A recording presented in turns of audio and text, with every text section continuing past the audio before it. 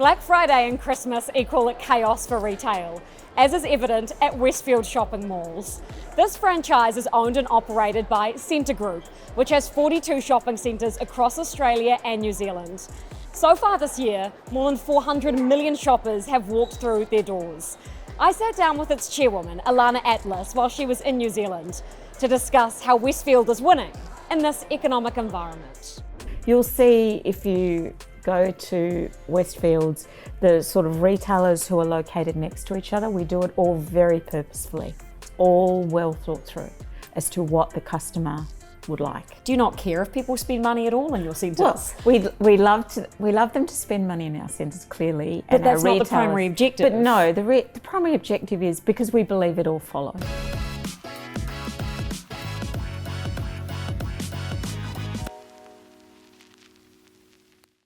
Well, Alana, it's amazing to have you here. Thank you so much for taking the time out of your only 3-day trip to sit down and chat. I want to talk about the economy more broadly and especially experiences and Westfield's winning formula, because it is winning if you look at your figures. But I'd love to just talk about retail as an industry specifically. You're across both Australia and New Zealand. You were telling me you're here often. Define the state of retail for me right now and the differences and perhaps even similarities that you're seeing between our two economies. I think they are quite similar. Clearly, the customer, the shopper is the same really in Australia and New Zealand. I suppose what's slightly different is the economy in each. So in New Zealand, obviously, you had interest rates go up quite rapidly, which had a significant effect. You had significant inflation, and now, of course, interest rates are going down. But that means that the economy has been slightly different here than in Australia, where we didn't have interest rates go up as much, and actually they've stayed elevated and haven't come down yet. So they are quite different. The other interesting thing about New Zealand is, and tell me if I've got this wrong, but as I understand it, interest rates take a bit longer to go through the economy because you have so many fixed rate mortgages. So it'll take a bit of time for it to take effect, to impact. As far as sort of Westfield's concerned, our customer numbers in New Zealand are slightly down on last year, but interestingly, our customer spend is slightly up. So I would say retail is similar, really, in both places in terms of the shopper's experience. And if I had to say what's the difference, I think cost of living is a little more challenging in New Zealand. Is that the biggest challenge for retail at the moment, or is it also things like crime and wages with inflation? Look, the cost of living is the biggest issue in retail, without question. Those are relevant and matter.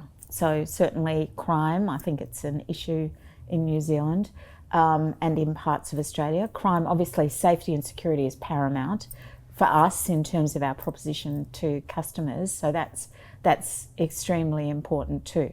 But ultimately, it is all about the cost of living, really.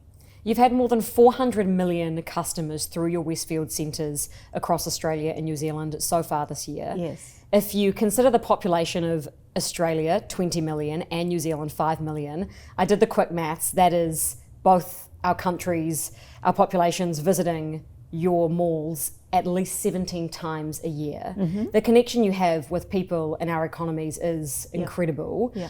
What is the problem that Westfield and Scentre Group is ultimately trying to solve? Is it to boost economic spend? Is it to provide employment? Or is it to create connection and solve loneliness? We're doing all those things. That's essentially what we're trying to do. We would like to think, people want to come to Westfield shopping destinations sort of more often and stay for longer. And the reason they stay for longer is because of the connection, is because of the community, and of course because of the shopping experience as well. So I think all those things play into what we're trying to do. So talk me through about how you do that from go to woe. You find land to build a mall, but how do you turn that into an experience so that it's not just shops and people turning up to spend money? You obviously want it to be more than that. Like, talk me through the level of detail that you go through. Well, the level of detail is immense, but you have to start, I think, with a strategy. And so our strategy is essentially creating extraordinary places which enrich communities. So we do want to create places that are extraordinary for people to come, and they're very much focused on the community. So they're quite localised. So notwithstanding We have a, Australia and New Zealand brand, and there is an expectation that goes with the Westfield brand. Every one of our centres is really based very firmly in that community. So the experience you have will differ depending on where you are. And we do all sorts of things to try and make that live. So we will celebrate in Hurstville Lunar New Year, or we will obviously in our New Zealand centres celebrate Maori New Year, or we'll do whatever it takes really to make that community feel like it's part of the Westfield. But to your point about detail, the basics are essential.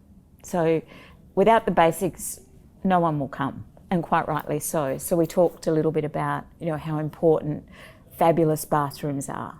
You really want people to come because they know that the bathrooms will be fabulous. And that has to reflect in every other element of the centre. So the concierge we have in each centre will be delightful, wonderful people. It's all about being welcoming and people feeling that it's actually somewhere they want to go. So how does that look like in a retail mix to actually create that experiential vibe?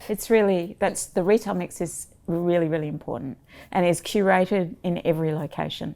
So we're very clear about, in what locations perhaps you might have luxury brands, and in what locations luxury brands would not be important to the people there, or alternatively they'd be prepared to travel for them. So for example, Westfield in the city, we have a lot of luxury. Westfield at Bondi, we have quite a lot of luxury. So it's really dependent on the demographic and the community that people are, the curated mix. You'll see if you go to Westfields, the sort of retailers who are located next to each other, we do it all very purposefully. It's all well thought through as to what the customer would like. Can you give me an example of that? Is that like having Mecca, a makeup store next to, a hair salon or something? Like explain the strategy. So there are a number of ways of doing it. So there would be, we call them runs. So you would go and there would be you'd be able to walk past fashion, which is Australian premium fashion, or you would go to an area which would have a number of wellness category retailers. So it is either a mix by category, and often also, generally a mix by category and sometimes by brand as well. So you'll find the luxury all in one spot, for example. So this is the Westfield winning formula: great bathrooms, creating hubs of different types of shopping. Anything else in the formula? Well, it is about experiences. So we want to make sure that we welcome the community. So families come and you can meet the Disney princesses, or you can come and play basketball or pickleball, or you can come and go to a festival. We have concerts, free concerts. So we really want to make it an appealing place to come and stay. I mean, you may not spend anything, but you really feel welcome. And so back to your point about loneliness, I mean, it is about creating a place where you can feel connected, because there are so many institutions that did provide community that perhaps don't do that anymore. And so we have evolved into a place that is communal, where people feel connected. To sum that up, it almost seems like Westfield then, to your point, if you don't even have to spend $1, do you not care if people spend money at all in your centres? Well, we love them to spend money in our centres, clearly. But that's not the primary objective. But no, the primary objective is, because we believe it all follow, that if you want to come and if we encourage you to stay longer because you're enjoying the experience, then you will spend money. And that actually has proven to be the case. So you are in the experience economy rather than just property development and creating shopping malls. Absolutely. Where do you and your team draw inspiration from? Because Westfield is the beast. It's the most powerful of them all, especially in Australia and New Zealand. So do you look at international competitors, or do you consider perhaps Disneyland for inspiration? We consider Disneyland. We look at places where people go for enjoyment, for our inspiration. So that's why we have a relationship with Disney. We have a relationship with Live Nation, provide concerts. So we do look to other consumer brands for that inspiration. To that point about Westfield being the winner of it all, of retail, especially at the moment, other retailers are struggling. And there has been this, what is often called the Westfield effect, the death of the main street. Don't know if you've been on Queen Street while you've been here in Auckland. I haven't, but no. Smith & Co.'s one of our sort of all-time iconic department stores has gone under. It's closed. It's also closed a Newmarket near the Westfield Newmarket Mall. What do you make of Westfield winning when others aren't? And is there an opportunity there, perhaps? So I think it is part of a broader trend. I wouldn't think that necessarily is we're responsible for it, but I think there is a broader trend where retail is tough, and certainly strip shopping is challenged, and that's because of the convenience of being able to go to one spot and actually everything that we offer. In terms of, I think there are opportunities though, and I'm not sure I would. There are opportunities for good retailers, and I think part of that is embracing technology as well. So we've been talking about, bricks and mortar retailing and e-commerce. I mean, the reality is you want everything. So you want your bricks and mortar retailer to really have outstanding technology. So you want to be able to check out quickly, you want payment options, you want delivery options, you want perhaps return options, you want loyalty programs that you like. So I think retail shopping is all about that, and maybe not necessarily 100% about whether it's located in a strip or a mall. I think location is important, and obviously location to foot traffic is extremely important, which is one of the strong suits of what we do. We're located close to a lot of population. Retail as an industry has had to adapt to a lot, certainly more than most, especially with the rise of omnichannel, online shopping. We've spoken a bit today about Temu and Shein and the challenges that those are providing, especially to New Zealand retailers. Often people talk about the death of the department store, and Smith & Co.'s is one example, but you can see this trend globally. I saw in one of Scentre Group's most recent Westfield updates that you're repurposing 50 mil, redeveloping your department stores and changing that mix. Can you talk me through the thinking behind that, and what trend do you think that perhaps represents? Well, I think a number of department stores are just too big for, and a lot of that is the product of all the changes in shopping that we're talking about. In other words, the department stores, to a degree, fulfilled what e-commerce has started to do. So if we talk more about shopping as an experience, then I think that's where all retail, bricks and mortar, needs to head. So I think we're looking at where department stores are probably too big and downsizing, so that gives you an opportunity to repurpose space.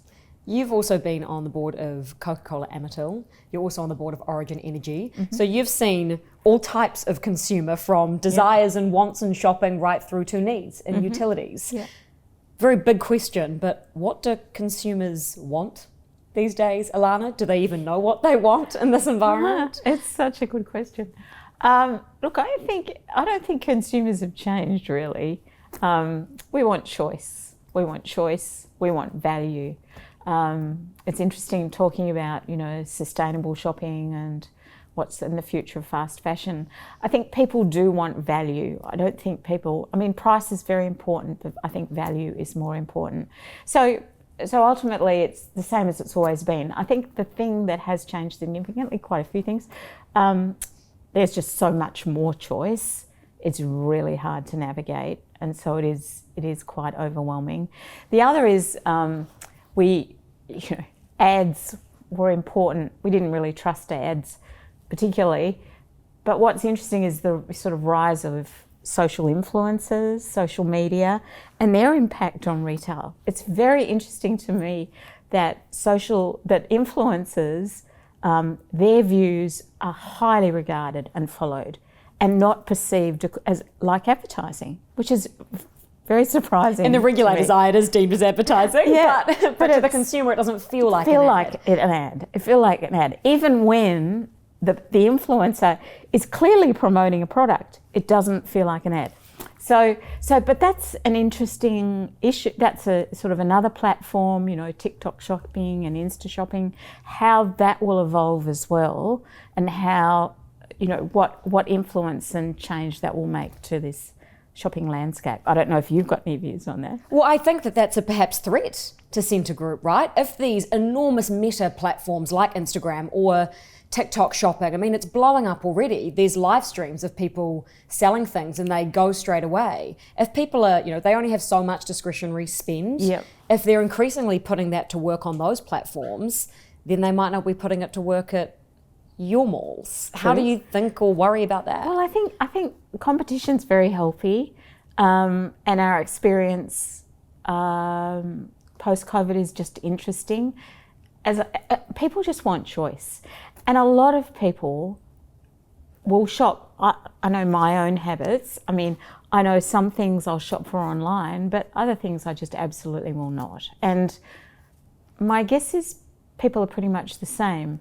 I think your point, though, about, the discretionary spend is really an important one. People only have so much, and so clearly you want to get your fair share. And it's very important for our retailers because essentially we're in business to give our retailers an opportunity to sell their product. So we need to create a wonderful environment for those retailers to do that, and they obviously have to play their part as well. So yes, I think this is one of the challenges we'll have to continue to confront. And I think we'd say, the experiences we offer are unique and platforms can't offer those. Does it get increasingly more expensive? I imagine it does, to create that experience in your shopping centres.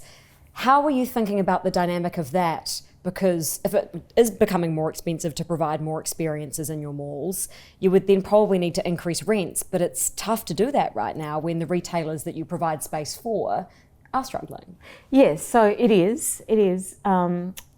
So certainly, it's your point about the formula. It works. So we're finding that more people do come more often for longer by providing this sort of environment for them.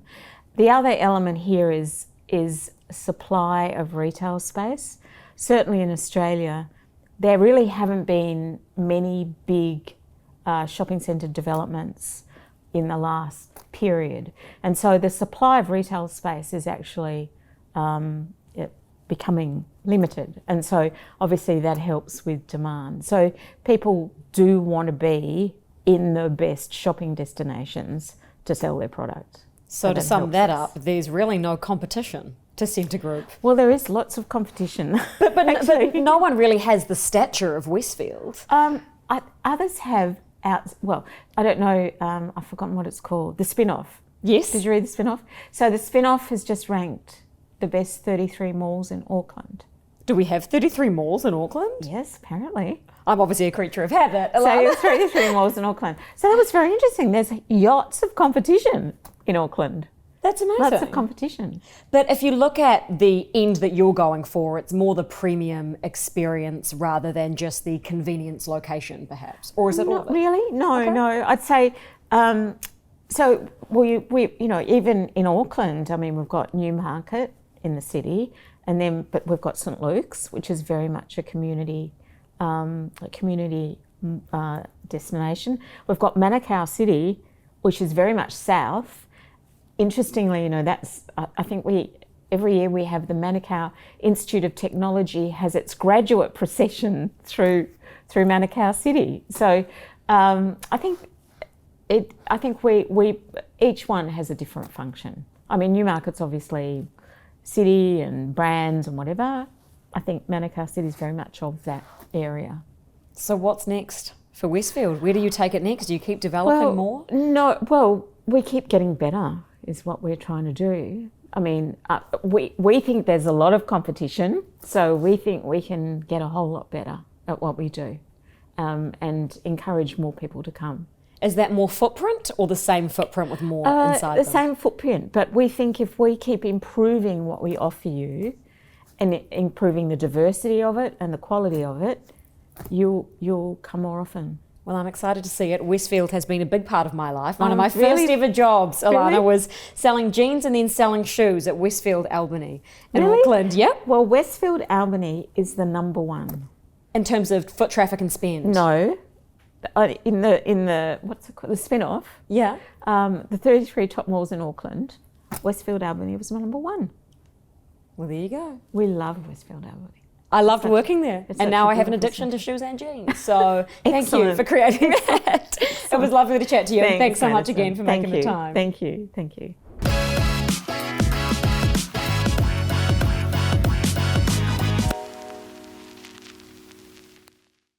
Thanks for watching Markets with Madison. If you enjoyed this interview, please hit the like and subscribe buttons below.